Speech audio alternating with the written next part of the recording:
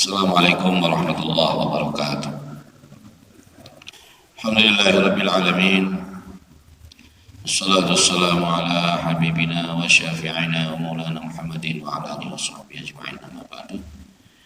Bapak Ibu yang dirahmati Allah Subhanahu wa taala, marilah kembali kita memanjatkan puja dan puji syukur kita kehadirat Allah Subhanahu wa taala yang pada kesempatan pagi hari ini kita masih dibangunkan oleh Allah dalam keadaan sehat, dalam keadaan tidak kurang suatu apapun, yang semuanya ini semata adalah karunia dari Allah Subhanahu wa taala. Kita mulai dibangunkan tadi untuk makan sahur, kemudian dirangkai dengan sholat sunnah, mungkin dengan yang sholat sunnah yang lain, dengan qiyamul lail, dengan sholat subuh berjamaah, dan kita masih lanjutkan kita dalam majelis ilmu ini. Mudah-mudahan apa yang kita laksanakan ini menjadi amal ibadah yang diterima oleh Allah Subhanahu wa taala. Kita perlu bersyukur karena Allah bangunkan kita di dalam ketaatan kepada Allah Subhanahu wa taala yang merupakan kenikmatan yang luar biasa yang Allah berikan kepada kita. Salam dan salam semoga senantiasa tercurah kepada Nabi kita Nabi Allah Muhammad SAW, senantiasa kita harapkan syafaatnya yaumul qiyamah, dan semoga diberikan kepada para sahabat dan pengikutnya hingga yaumul qiyamah nanti, amin Allahumma. Kita lanjutkan masih lanjutannya kemarin di halaman 27, di situ 27 ya. A'udzubillahi minasyaitonir rajim. Bismillahirrahmanirrahim. Qala al-mu'allif rahimahullahu ta'ala wa nafa'ana bihi wa bi 'ulumihi fid dharain. Amin. Bismillahirrahmanirrahim. Wal maqalatus sadisatu. Maqalah yang ke-6 dari bab sulasi, dari bab 3 yang menjelaskan tentang tiga hal. Ini maqalah yang ke-6. An Abdullah bin Mas'ud, dari Abdullah bin Mas'ud radhiyallahu anhu, kam min mustadrajin bin ni'mati alaihi wa kam min maftunin bis sana'i alaihi wa kam min maghrurin bis satri alaihi. Kami mustadrajin, banyak sekali ya, orang yang diistidraj oleh Allah. Istidraj itu apa ya bahasanya itu? Istidraj itu lulu itu loh, apa ya bahasa Jawa itu lulu ya. Ya diberi tapi bukan untuk kebaikan. Itu apa yang namanya istidraj? Jadi dikasih tapi bukan untuk kebaikan. Kalau bahasa Bugis nggak tahu apa itu ya. Ini mau saya dikasih terus. Apa namanya ya? Pemberian diberi oleh Allah bukan untuk kebaikan. Diberi terus, nggak pernah sholat tapi diberi terus ya. Yang dia lupa. Di istidraj, kalau dia itu lagi diuji oleh Allah itu lupa ya. Istidraj itu namanya. Kalau di gini, kalau menurut Imam Nawawi, ay makhudun qalilan, artinya diberi terus sedikit, sedikit dikasih, apa yang diminta dicukupi. Itu nama istidraj. Ya. Padahal orang ini tidak baik, tapi selalu diberi apa? Diberi oleh Allah Subhanahu wa taala terus. Nah, ini namanya. Jadi banyak orang yang diberi begitu, bin ni'mati, dengan nikmat, diberi nikmat tapi untuk diistidraj alaihi kepadanya ya. Jadi nggak pernah sholat, dia itu yang nggak rajin, ya, pokoknya hidupnya sembarangan tapi nikmatnya datang terus, ya, nggak pernah sakit, ya, hartanya banyak, kayak Fir'aun itu kan diberi istidraj, kekayaannya melimpah, nggak pernah sakit, sehingga sampai dia mengaku jadi Tuhan, namanya istidraj. Banyak orang yang seperti itu, merasa dirinya baik, Sehingga wah saya ini orang baik makanya rezeki saya mengalir. Nah ini bahaya itu ya, bahaya. Merasa baik itu bahaya.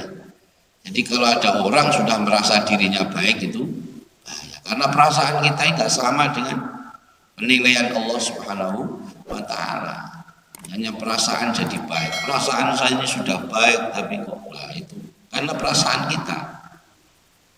Nah, baik menurut kita belum baik, belum tentu baik menurut Allah Subhanahu wa Ta'ala. Itu yang perlu kita ketahui ya, kita perlu sadari. Jadi intinya tidak boleh kita itu merasa diri kita itu paling baik ya. Paling berjasa ya, paling baik, paling ya pokoknya paling gitu. Itu kita merasa, jadi merasa itu tidak baik, merasa. Wa kam min maftunin, dan banyak orang yang kena fitnah, mumtahanin bil balai. Artinya diuji bisanai dengan pujian, bikasrati sana'in nas, dengan banyaknya pujian manusia. Banyak justru orang kena fitnah itu karena dipuji oleh orang. Itu tadi, wah orang itu semua suka satu kampung sama dia misalnya. Sehingga orang ketemu bilang kamu ini wah nggak ada orang kayak kamu itu sebaiknya ya. Ini banyak orang kena fitnah karena gara-gara itu. Dipuji terus merasa wah saya ini berarti hebat ini, orang saja sampai suka sama saya karena saya ini baik. Nah ini yang membatalkan, jadi fitnah itu. Ya kalau ada orang memuji kepada kita, ya kembalikan pujian itu kepada Allah Subhanahu wa Ta'ala, bukan milik kita. Ya alhamdulillah Allah masih beri seperti ini. Karena jangan heran dengan pujian manusia Bapak Ibu. Karena manusia itu memuji karena masih cocok, ya tidak. Tapi kalau sudah tidak cocok, sebaik apapun yang kita lakukan itu tidak akan dipuji loh, itu manusia itu. Tapi dia demikian dengan Allah Subhanahu wa Ta'ala. Wah waktu cocoknya itu seapapun baik semuanya, yang tidak baik juga jadi baik. Jadi orang itu kalau cocok itu kan begitu.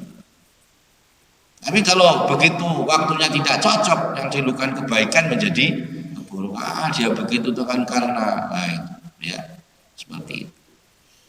Dan penilaian manusia itu hanya dari satu sisi. Nah ini yang perlu kita ketahui.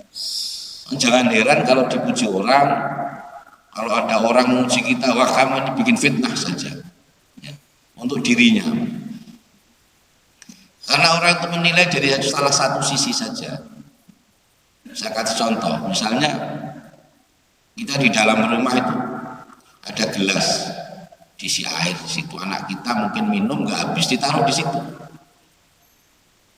Nah, itu gelas itu tiba-tiba jatuh, kita tar, gitu, terus pecah. Kira-kira yang menganggap salah siapa, yang dianggap benar siapa? Ya kita ini yang merasa kena pasti siapa yang taruh gelas di sini, merasa dirinya benar. Yang naruh di situ juga begitu, loh Bapak nggak hati-hati. Nah ini, jadi semua dari sudut pandang yang berbeda bisa sama-sama menganggap dirinya benar. Ini seperti itu. Ini contoh sederhana saja. Makanya tidak ada kebenaran yang hakiki dalam anggapan manusia, itu tidak ada. Karena dari sudut pandang yang berbeda. Yang paling baik gimana ya? Pokoknya kita merasa diri kita tidak baik, merasa diri kita salah di hadapan Allah Subhanahu wa Ta'ala. Sehingga tidak ada kesombongan. Ya, tidak ada kesombongan.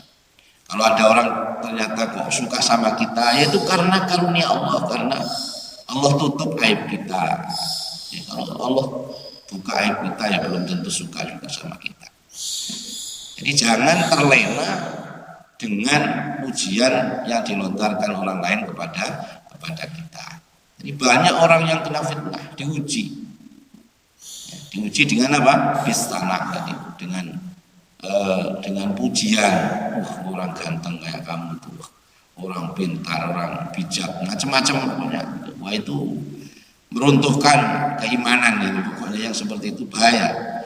Justru kalau diuji keburukan dicela orang lain itu kita sadar, kita mungkin bisa sadar kita ini salah, kita ini harus perbaiki diri. Tapi yang paling berat justru diuji kalau kita dipuji oleh orang lain. Dan itu jangan heran lah kita dipuji orang.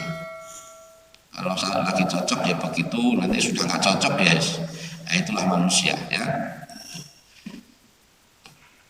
Kemudian wakam mim maghrurin, dilanjutkan. Dan banyak sekali mim maghrurin dari orang yang terlena. Mutmainin artinya merasa tenang. Mutmainin qalbuhu, merasa hatinya tenang. Fit dunia, di dalam dunia. Jadi dia merasa hatinya ini tenang di dunia. Tapi wa ghafilin anil akhirah, dia lupa dengan urusan akhirat. Jadi tenang saja di dunia itu tenang saja. Pokoknya hidupnya nyaman saja. Ya. Tapi lupa dengan kehidupan kehidupan akhirat. Jadi ada orang yang terlena dengan itu, sebab kenapa kok dia merasa tenang? Di sini bisatrillahi uyuba. Karena Allah menutup keburukannya. Ya, Allah masih menutup keburukan alaihi kepadanya. Karena dia merasa tenang, karena Allah enggak buka aibnya. Ya. Jadi keburukan yang ada dalam dirinya itu tidak dibuka oleh Allah, ditutupi. Sehingga merasa dengan pedenya, dengan ditutup. Tapi kalau dibuka aibnya oleh Allah itu ya sudah karu-karuan ya. Mungkin orang lari dari dirinya. Ya kita ini kalau seandainya dibuka saja oleh Allah aib kita itu, kita nggak berani keluar rumah mungkin. Hanya saja karena Allah itu tutup aib kita, itu luar biasanya pemberian Allah kepada kita itu, umatnya Nabi Muhammad Shallallahu Alaihi Wasallam. Di antara keistimewaannya umatnya Nabi Muhammad, kalau umat-umat terdahulu begitu durhaka, libas habis, ya bisa digulung dengan tofan, bisa ditenggelamkan di dalam bumi, ya macam-macam. Kisah-kisah umat terdahulu itu, ada yang dikepung dengan api dan lain sebagainya. Nah kita ini umat Nabi Muhammad SAW tidak demikian.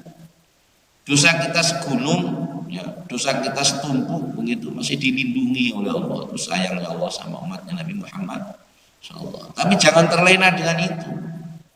Jangan tenang-tenang dengan menganggap kita nggak punya kesalahan. Ya, kita banyak kesalahan, tapi memang kesalahan kita ditutup oleh Allah Subhanahu wa Ta'ala. Ya. Contoh kecil misalnya orang korupsi, ya karena merasa aman terus kan tenang saja dia terus karena aman. Belum ketahuan korupsi lagi begitu. Ini bahaya orangnya. Kan aibnya ditutup, masih tertutup oleh Allah. Jadi makanya kalau minta ampunan kepada dosa yang kita ketahui dan dosa yang tidak kita ketahui, dosa yang disengaja maupun dosa-dosa yang tidak kita sengaja. Ini tiga hal ini.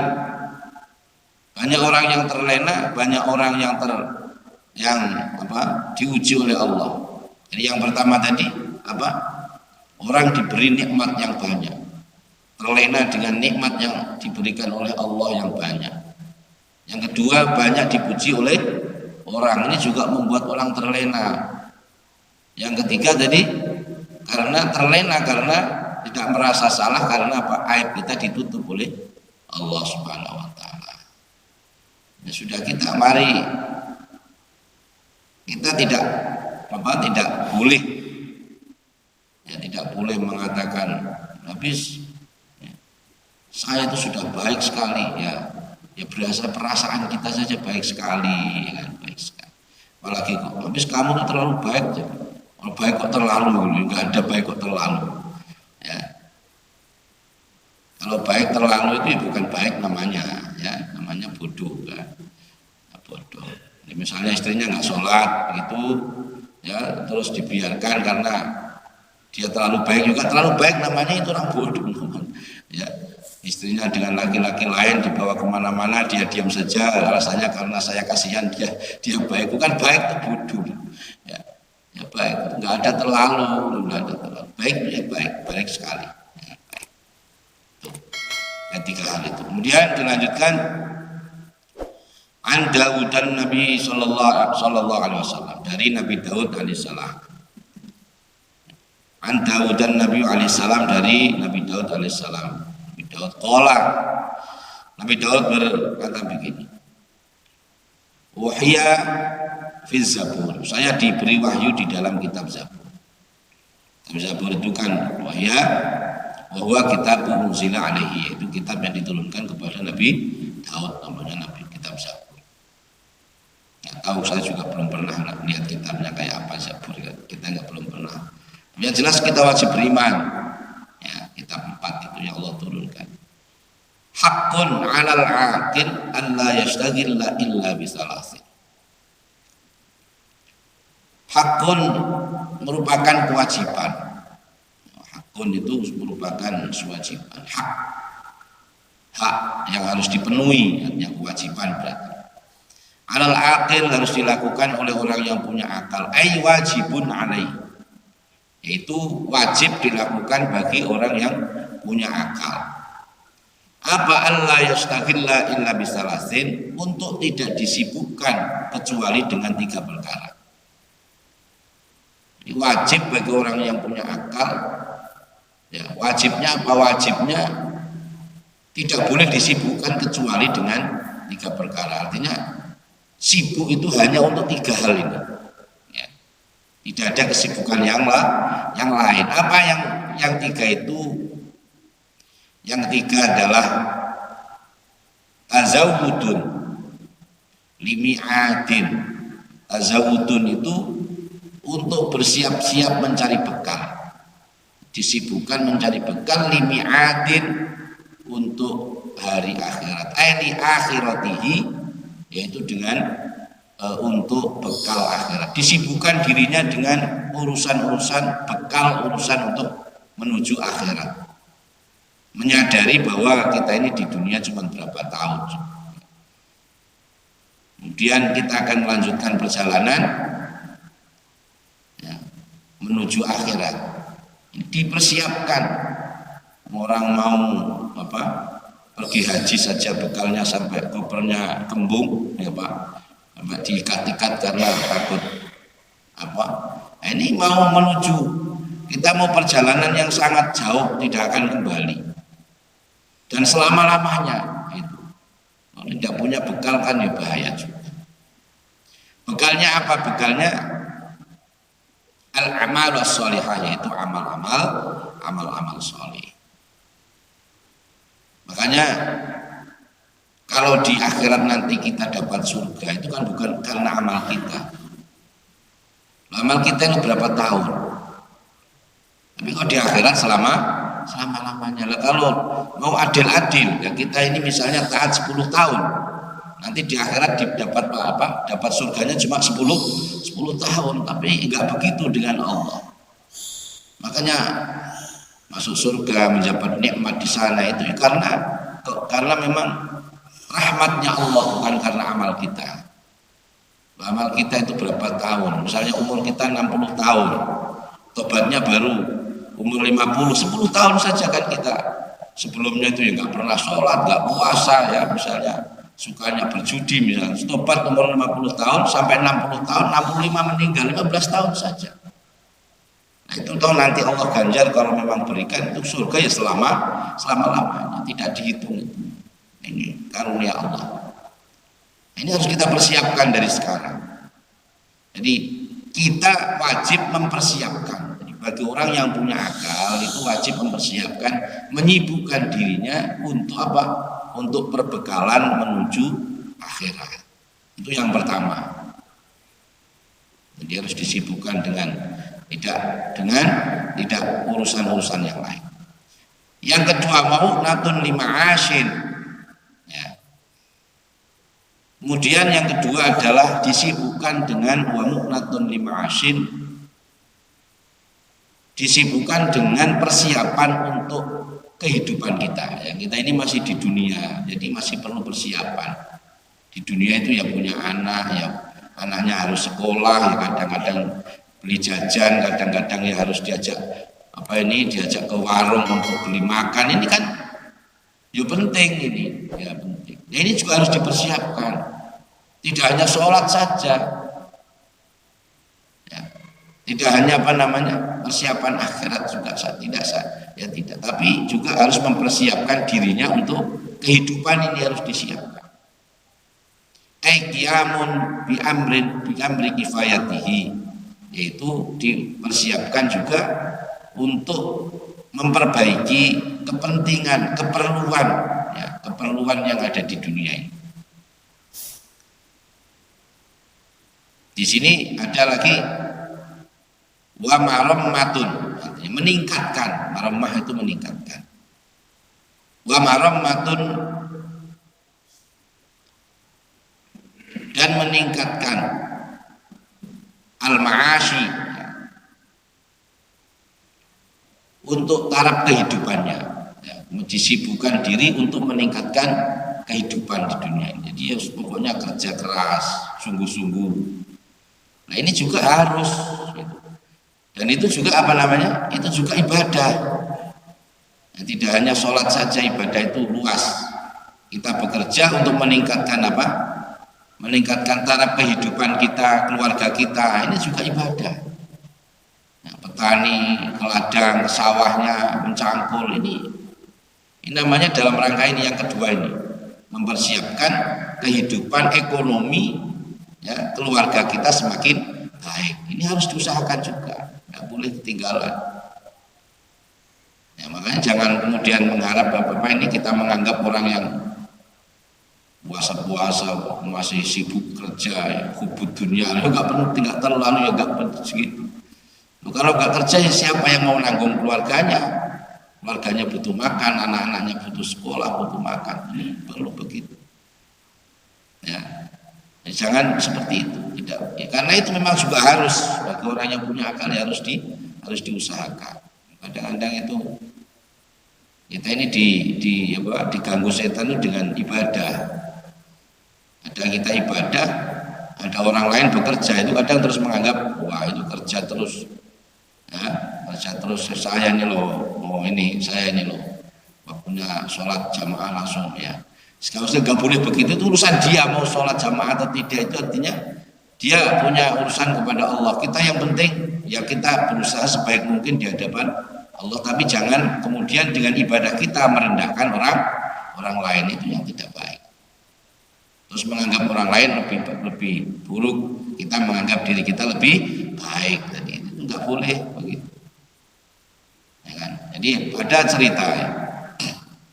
Pada salah satu hari pada zaman Rasulullah itu, sahabat ada yang membawa unta, ya, ke masjid untuk sholat berjamaah.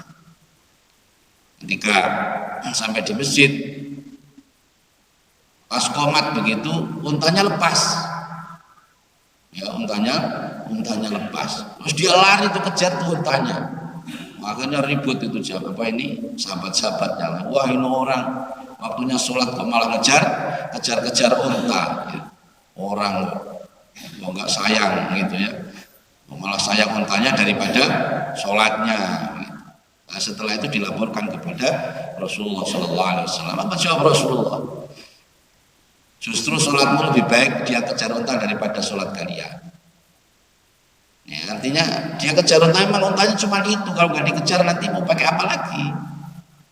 Ya, ini jangan menilai di satu sisi kepada seseorang. Nantinya kembali kepada diri kita. Jangan menganggap diri kita lebih baik. Ya, kalau sudah orang merasa itu kan, ya rasanya kita sendiri, orang belum tentu menurut Allah. Kalau sudah merasa itu jangan. Merasa baik, merasa hebat, merasa pintar, itu pokoknya merasa. Maka ada yang bilang pintarlah merasa, jangan merasa pintar. Beda ya. Pintar merasa dengan merasa pintar. Merasa pintar sok-sokan pintar, tapi kalau pintar merasa itu pintar kita merasa diri. Jadi itu. Penting yang kedua juga yaitu mempersiapkan kehidupan yang lebih layak. Ya, punya rumah yang lebih layak, punya ekonomi yang lebih layak. Yang ketiga adalah wa talabul ladzati bihalal, dan mencari ya, kenikmatan dunia ini bil halali dengan sesuatu yang halal. Ya kadang-kadang pokoknya dinikmati lah, punya duit itu ya dinikmati. Yuk kita pergi rame-rame dengan keluarga ke warung, ya ke rumah makan, yuk kita makan. Tapi dengan catatan ya, yang dimakan nanti di sana juga sesuatu yang halal, yang untuk beli pakai uang juga hasil dari yang halal. Itu juga penting begitu tuh. Ya, penting refreshing. Ayo kita jalan-jalan kemana? Ya begitu tuh ya penting. Menikmati dengan sesuatu yang halal daripada nanti mempunyai uang banyak dinikmati dengan sesuatu yang tidak halal. Ya, masuk di bar, nanti joget-joget, minum-minum, ini kan buruk, ya buruk.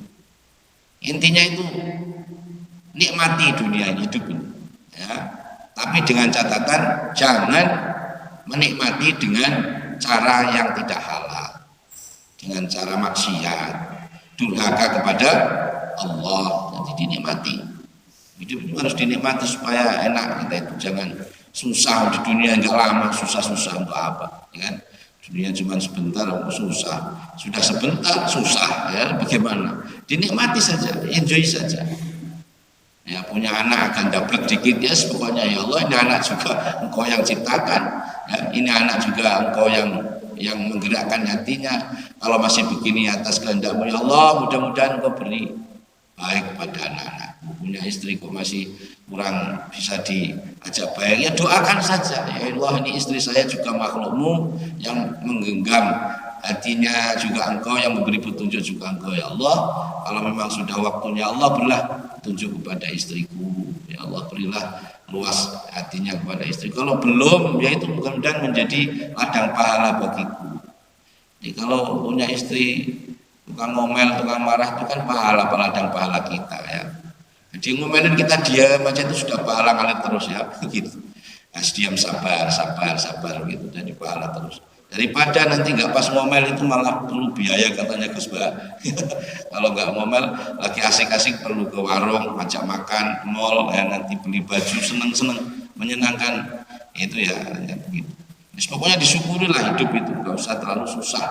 Pokoknya yang penting 3 hal tadi ini harus dilakukan bagi orang yang punya akal. Apa tadi? Mempersiapkan diri kita untuk kehidupan akhirat, memperbaiki taraf kehidupan kita di dunia untuk keluarga, ekonominya ya.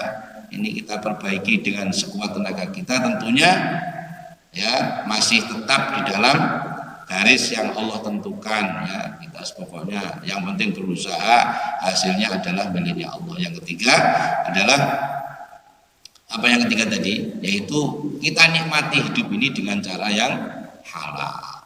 Jadi ini mudah-mudahan apa yang saya bacakan dari kitabnya Imam An-Nawawi ini mudah-mudahan bermanfaat untuk kita semuanya dan menambah hidup kita semakin terarah ya, lebih baik, dan mudah-mudahan senantiasa Allah ridhoi kepada kita semuanya. Demikian, terima kasih.